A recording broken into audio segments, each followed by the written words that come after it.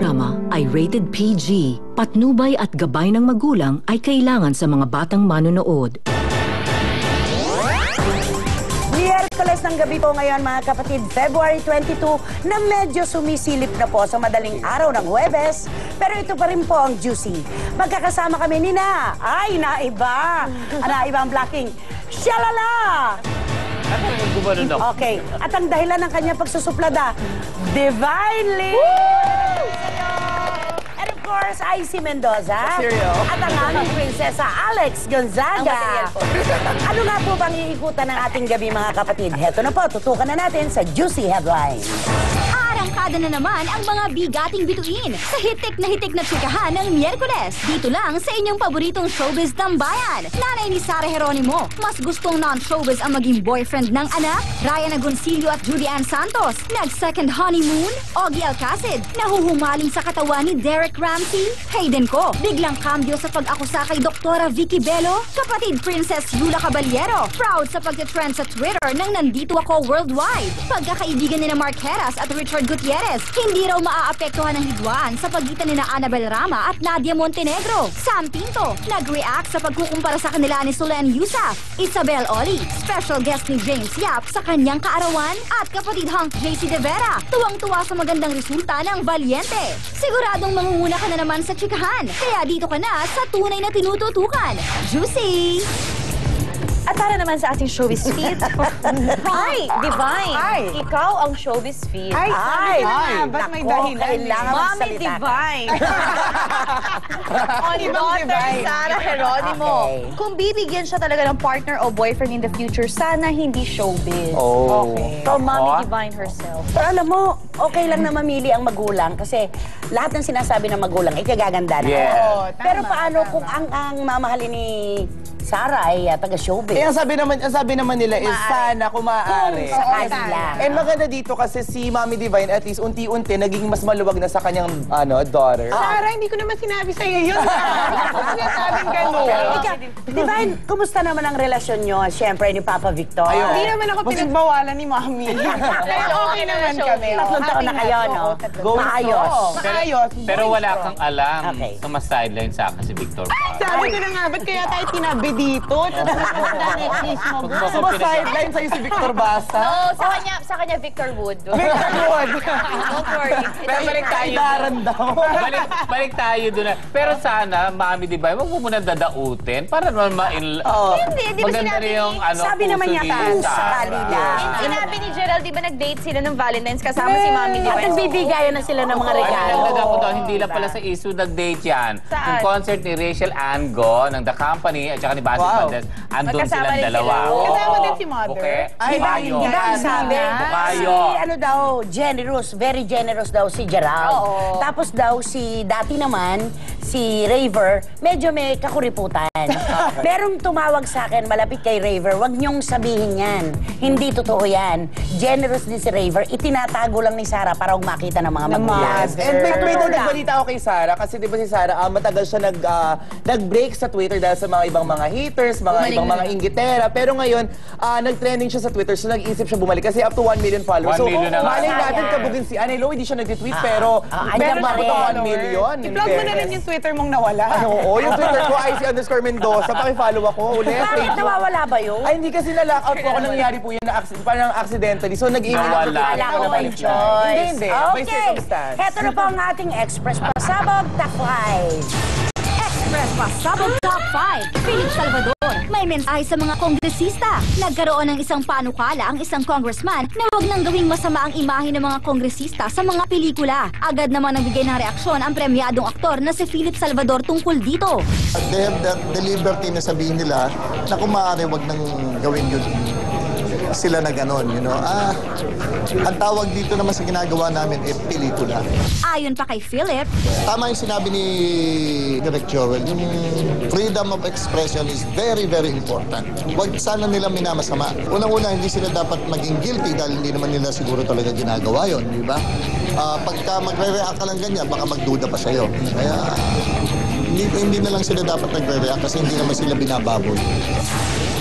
At syempre mga kapatid, sa ating pagbabalik sa Juicy, heto naman ang aking baon. Ang pinaka-controversial na paksa sa loob at labas ng showbiz ngayon. Siyempre, hiwalayang Dr. Vicky Bello at Hayden ko.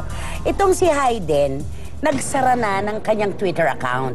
Pero bago niya ginawa yon, nanakit pa rin muna siya. Binoljak pa niya ng minsan si Dr. Vicky sa paglalabas niya ng retrato at pangalan ni Al, yung yoga instructor. Yoga instructor natin.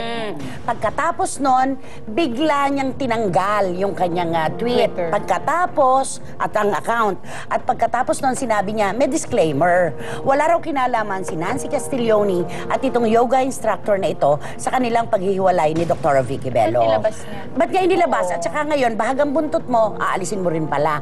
Naku, parang may naaalala akong tao sa'yo, magkaibigan talaga kayo. Hindi yung sa akin, pagiging Diba? gentleman. Laban duet. Sa probinsya, laban duet yung ganyan eh. Magaling sa talikuran, pero kapag nakokompronta na, umuurong na ang kung ano man. Ang sinabi niya rason kasi, ano daw siya sa height ng kanyang galit. Pero, Kaya nga anong sabi? Do not tweet. think before you tweet. Ayun. At saka sinabi niya hindi na daw siya babalik sa that world. That word. That Tinanggap ba world. siya nung that word? na Anong yun? world showbiz? Kaya nga.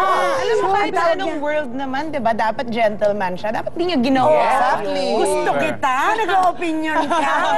Diba? At saka yung that world, ano Oo, that masasabi mo world. doon? Ay nako, yun nga, tama ba? Eh, parang hindi ko siya nakita sa world. Tsaka yung na- that Or world, hindi siya yung naramdaman. yung that world na yung tinry niya pasukin din and ginusto niya rin naman, tapos sabi niya that world, napaka ano naman. Pero ako na- insult. Teka, anong world? Parang Baka naman siya showbiz. doctor world. Hindi, parang that, inalisan na rin siya ng Wala na siya titulo. doon. That girl, parang that boy. May pangalan, ba't ayaw mong diretsuhin, Exactly. di ba? Saka yung that world na yan, pinagkakitaan rin naman. Oh, yan. totoo. At inilusyon niya yan, pero hindi siya tinanggap, di ba? pero Yan ang totoo doon. Nag-celebrity duets pa siya, mukhang tinanggap Ano na ka siya. ba? Sumama pa sa paparazzi. Oo. Pero ngayon nakakaloka dyan, parang masyadong gimmick na nangyayari. Pag uwi ni Dr. Vicky Bello, nakakumot. Nakabelo talaga. Ano bang gusto nilang gawin? nakakumot si Dr. Oo, Hindi Hindi nagtatago kasi siya. hinahabol daw ng mga Report. paparazzi. Oh, pero siguro wala pa sa panahon niya para magsalita si Doktora. Pero at Pero least... tumatawa siya. At kasi tsaka si- moving on. Oo, tsaka si Ajiro nag-ano rin naglabas ng official statement na sinabi niya na I'm happy with Dr. Vicky. She's very dear to me and Crystal as well. And sabi niya masaya siya sa bagong kalagayan niya ni Dr. Vicky Bello na single. So ano nangyayari? Pero Sabi- sabi, dinidate si ano si Sino? Al na showbiz eh. Talaga. Okay. May nagsabi sa akin sa airport, taga-airport, di ba? Nahuli daw ng dating yung pag-akyat ng sasakyan ni Dr. Vicky Bello. Kaya sabi, ay, kuberan niyo muna ako hanggang Oh, ay wala yan. nakatotoo lang siya. Tumayo lang siya ng may belo. Kasi di ba, ang mga Becky, lumuluhod ng walang belo. Ito, Becky Mother Queen, Becky. ang pinakabago. Yes. Pero na sa tingin niya, magkakabalikan si Dr. Vicky. Hindi tsaka natin si hawak ang Harden. puso ni Dr. Ang pili ko, Vicky. balikan niya. Hindi, Tingnan pero sa natin. akin yung ano naman, yung pangalawang beses na tong gagawin. Hindi lang di ba? siguro. Oo, baka mas marami Maraming, pa. alam mo, sana ang tao, nagpapaloko lang hanggang kaya niya. At katulad ni Dr. Vicky, di ba, siya naman talaga, pinalalampas niya lahat. Nagpapakamartir siya hanggang kaya niya. Yes, and- Siguro this time din niya. Hindi ko walang manloloko kung walang magpapaloko. Yesterday. Kung ano man decision ni Totoo Dr. yan. Vicky, supportado natin siya. We love Of Dr. course! Napaka no mean bone. Correct. At Diba? dahil dyan, ito isa pang hindi mean ng ating Express sa Sabog Top 4. Express Pasabog Top 4. Lula Caballero, masaya sa naging reaksyon ng supporters. Nag-trending ang pinakabagong miniserye ng TV5 na Nandito Ako Worldwide na ikinatuwa ng buong produksyon, lalo na ng isa sa mga bida nito na si Yula Caballero. Sobrang nakakatuwa kasi bukod sa worldwide siya, kasi individual naman yung mga, like sa Philippines, nag-trending tayo, tas sa Malaysia, sa US, so sobrang happy kami kasi syempre nakikita namin na parang mga tao na parang interesado or na-excite din sa ginawa namin. Kaya naman isang heartfelt message ang iniwan ni Yula para sa inyo mga ka-freshness. Maraming salamat mga kapatid sa pagsuporta niyo sa Nandito Ako. Sana tuloy-tuloy po hanggang sa pagtapos namin. Maraming salamat. At para sa ating showbiz feed, Isabel, special guest sa birthday party ni James Sulati Baby E sa PM. Ayan. Isabel Akala ko- Granada? Hindi, akala ko Isabel Lopez. Maria Isabel Kaya Lopez. dapat Isabel linawin Oli. natin. Isabel Oli. Tinawagan siya ni James para dumalo talaga and she came naman. Talaga nagpunta Pero naman alam mo siya. kung sino kasama niyo, si Rachel Ango. Yes. Pansinin mo, si Isabel Oli tsaka si Rachel Ango. Parehong ex ni Gab Valenciano na Nanliligaw ba sa'yo, si Gab? Nililigaw Hindi.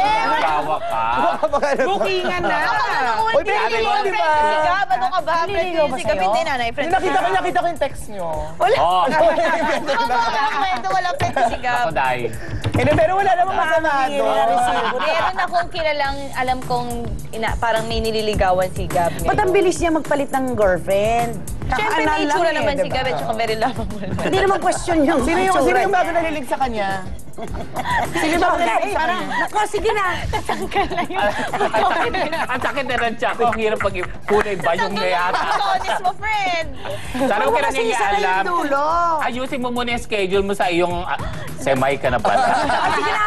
Star Okay, connection na tayo. eto na ating Star Connections via Twitter. Galing kay Angelica Panganiban, sabi niya, hindi lang ako artista, kaibigan din ako. Hindi ako habang buhay na artista, pero habang buhay ako ay kaibigan. Maganda naman yun. Totoo, Ganda. kasi kailangan i-keep niya yung mga friends niya in and out of showbiz. At si Angelica, ang klase ng babae na talaga nagpapahalaga sa pagkakaibigan. Mukhang paglalaban ka nun. Yung tipo Oo. niya. Ay nako, subukan mo siyang kaibiganin. Pag kami ng Rutsyo, sapo kang habol Eh, ni hindi siya Angelica. nagklase. Palaban. Napakadiretsong tao. Hindi siya gnostic like you.